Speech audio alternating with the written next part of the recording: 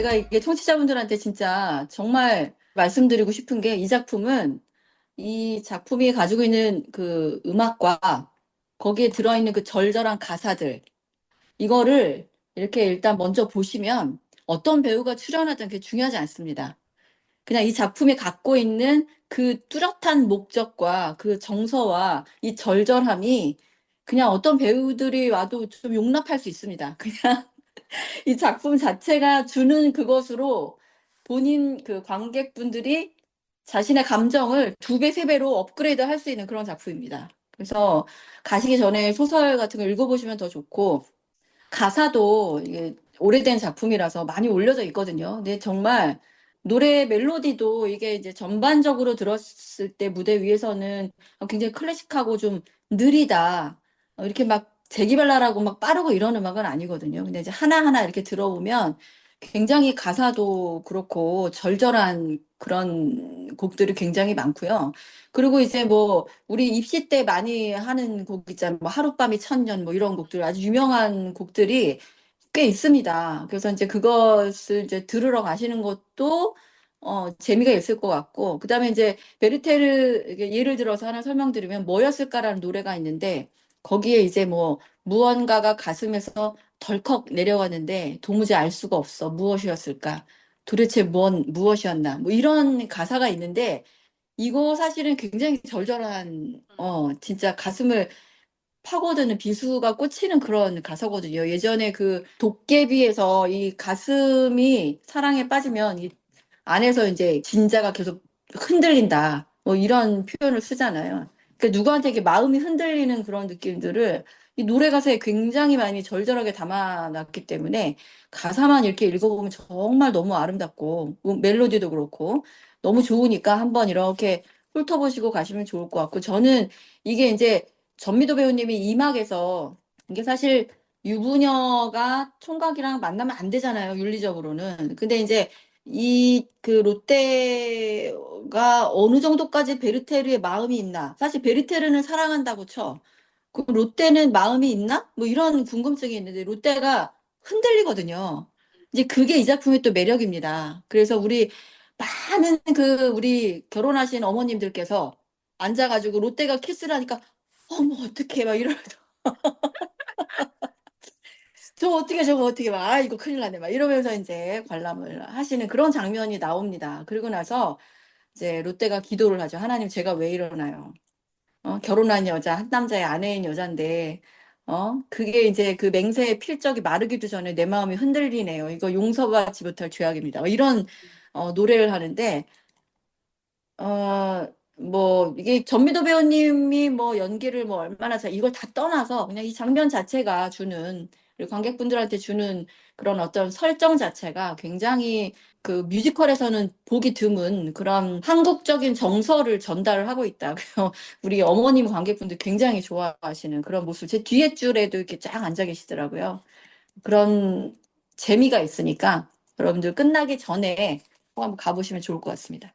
마지막으로 이제 한마디만 더 하면은 이 작품이 이제 클래식 음악이 나오잖아요. 아까 우리 레베카님 말씀하셨던 것처럼 클래식은 정말 영원하다. 네. 이 얘기를 그 전미도 배우님께서 그 프로그램국에서도 하셨더라고요. 그래서 그 말에 굉장히 깊이 공감을 하고, 그리고 이제 또 재밌었던 게 그 처음에 이런 대사가 나옵니다. 보라, 저 장엄한 밤하늘의 별들, 그 앞에선 나는 얼마나 작은가. 이 대사로부터 사랑이 시작됐다고 합니다. 예, 완전 T인 저는 전혀 공감하지 않고, 그게 뭐? 라고 생각할 수도 있겠지만, 이 한마디를 통해서 또 마음이 쫙 서로 열리고 또 사랑이 시작되는 그런 경험을 공연 보러 가셔서 하셨으면 좋겠습니다. 사실 초연 때 되게 프로덕션 내 고민이 어떻게 하면 롯데가 양다리처럼 안 보이게 할 것인가. 롯데가 잘못하다가는 굉장히 나쁜 여자가 될 수 있다. 라는 그렇죠. 것이죠. 근데 이제 이렇게 해석될 수 있는 또 굉장히 유명한 캐릭터가 이제 크리스틴이잖아요. 똑같이. 네, 그렇죠. 크리스틴 역시 왔다 갔다 하니까. 근데 이제 그렇게 해석이 안 될, 그러니까 뭐 해석은 여러 층으로 될 수 있다고 저는 생각합니다만, 사실은 그 롯데하고 베르테르의 관계를 조금 우리가 더 들여다보면은 이들이 그냥 소통한다기보다는 문학과 예술로 소통하죠. 자연과 문학과 예술로 소통합니다. 맞습니다. 예, 그게 사실 저는 이 작품의 가장 중요한 지점이라고 생각이 들어요. 예를 들면은 처음에 이제 베르테르가 롯데를 그리죠. 인형극을 공연하는 그림을 그립니다. 베르테르는 화가니까. 그리고 이제 좀 전에 말씀하신 그 내용, 둘이 사랑하게 되는 대사, 그게 이제 클롭 슈톡이라는 사람이 쓴 송가고, 독일 굉장히 유명한 시인이고, 음, 그리고 롯데 그 둘이서 굉장히 빠른 시기에 이 친구가 되죠. 우리는 친구 이 장면. 예, 그때 이제 맞습니다. 또 책을 선물하잖아요. 맞아요. 포메로스의 책을 선물하죠. 그리고 그 선물을 하면서 포장지가 없어가지고 롯데가 메고 있었던 노란색 이 리본을 묶어가지고 예, 잠깐 사이 우리는 친구 이 노래 부르면서 둘이 이제 정말 잠깐 사이에 친구가 되는데 그리고 이제 또 보면은 바람의 자연 이제 굉장히 꽃을 가지고 얘기를 되게 어, 많이 하기 때문에 그래서 이 둘은 어떻게 보면 약간 그 영혼이 울리는 사이라고 해야 될까요? 예, 음, 영혼이 울리는 사이. 사실은 인간은 뭐 F건 T건 상관없이 제가 봤을 때는 그 어떤 사랑하게 되는 순간이라는 게 모두에게 저는 있다고 생각하는데 그 순간은 사람마다 다를 거예요. 근데 지금 여기서 베르테르는 이제 제가 아는 베르테르인데 예술적 인간입니다. 예술적인 인간. 그래서 그 이 당시에 사실 의무감으로 뒤덮여 있었던 인간의 어떤 당시의 그 어떤 사고방식이라든지 모랄 이런 것에는 조금 삐져나온 인간이라고 볼 수 있는 거죠. 예술적인 인간. 그래서 이제 그 베르테르가 갖고 있었던 예술적 감각을 롯데 역시 갖고 있었고, 그것이 두 사람 사이의 소통에서 딱 그 매개체가 되면서 이 둘 사이의 사이가 이제 스파크가 탁 일어나는 것이죠. 근데 이제 그거는 아무도 어떻게 할 수 없는 지점이라고 저는 생각합니다. 예술적 인간이 서로 예술적인 어떤 그 공통된 본질을 알아보고 거기서부터 소통하기 시작하면 그거는 누가 말릴 수가 없는 거잖아요. 근데 이제 이것에 또 반하는 것이 바로 알베르트. 그는 굉장히 지적이고 그리고 이성적이고 그리고 진짜 중요한 게 질서를 강조하는 인간이거든요. 그리고 이제 그렇기 때문에 이제 그 법을 다루는 사람으로 나오잖아요. 베르테르는 화가고 이 두 개가 굉장히 극단으로 이제 다르고 그래서 그 롯데는 사실 이제 알베르트랑 약혼을 하고 있는 약혼녀로서 그러니까 약혼이 이미 되어 있었던 상태이기 때문에 의무감으로 뒤덮여 있었던 이 롯데 입장에서는 벗어날 수는 없었는데 만약에 알베르트랑 약혼하지 않았다? 그럼 베르테랑 만났을 수도 있어요. 저는 그렇게 생각하거든요.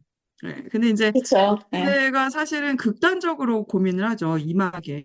그러니까 되게 이제 뭐 스포일러가 되기 때문에 더 이상 말씀드리지 않겠습니다만 굉장한 이제 고통을 겪고 이 둘 사이에서 자기가 이렇게 고민하는 것 자체가 죄악시 되기 때문에 자기의 기본 모랄에 이제 근거해 보면 굉장히 죄악시 되기 때문에 거기에 대해서 아주 괴로워하는 장면이 이제 임하게 등장하는데 이제 너무 마음이 아파요. 저는 그걸 보고 있으면 롯데 역시 베르테를 알아봤다고 저는 생각하고 예, 음, 그 상황에서 자기가 갖고 있었던 의무감과 영원히 울리는 사람 사이에서 극단적으로 괴로워하는 이 상태에 빠지게 되는데 그래서 롯데도 굉장히 안타깝습니다. 저는 보고 있을 때 양다리가 아니라 충분히 누구에게도 그런 일이 일어날 수 있을 거라고 저는 생각하거든요. 예, 그래서 이제 그럼요. 그럼요. 예, 그런 지점을 굉장히 이제 잘 표현해주고 있고 이제 롯데를 연기하는 배우들이 그래서 저는 그런 측면에서 롯데가 나쁜 사람이 아니고 예, 이제 다른 사람을 만난 거죠. 알베르트와 다른 사람. 근데 이제 그게 굉장히 안타깝게도 자기 예술적인 어떤 지점들을 울리는 그런 사람을 만나게 돼서 안타까워하고 이제 제가 생각하기에 이제 베르테르도 롯데의 그런 심성과 그런 자질을 저는 알아봤다고 생각해요. 그래서 예, 그렇기 때문에 2막에서 돌아올 수 있었던 것이고 2막에 1막 끝날 때 거의 도망치듯 바라임을 나가버리는데 왜냐면 이제 베르테르는 이방인이기 때문에 근데 이제 그 다시 돌아올 수 있는 이유는 롯데에게 그런 믿음이 있었기 때문이 아닐까. 나와 비슷한 사람이다, 이 사람은. 그래서 마지막으로 한번 어필을 해보자. 자기의 마음을. 그런 상황으로 돌아왔다고 생각하고, 근데 돌아왔더니 이미 결혼해 있는 상태였고, 그러면서 이제 완전 절망에 빠지는 그런 내용으로 흘러가는 거죠. 그러니까 저는 이제 그래서 이렇게 저는 베르테르를 해석을 저는 이제 하고 있었기 때문에 이런 해석을 가지고 연기를 하게 되면은 관객들이 다 끌고 다 몰입됩니다. 다.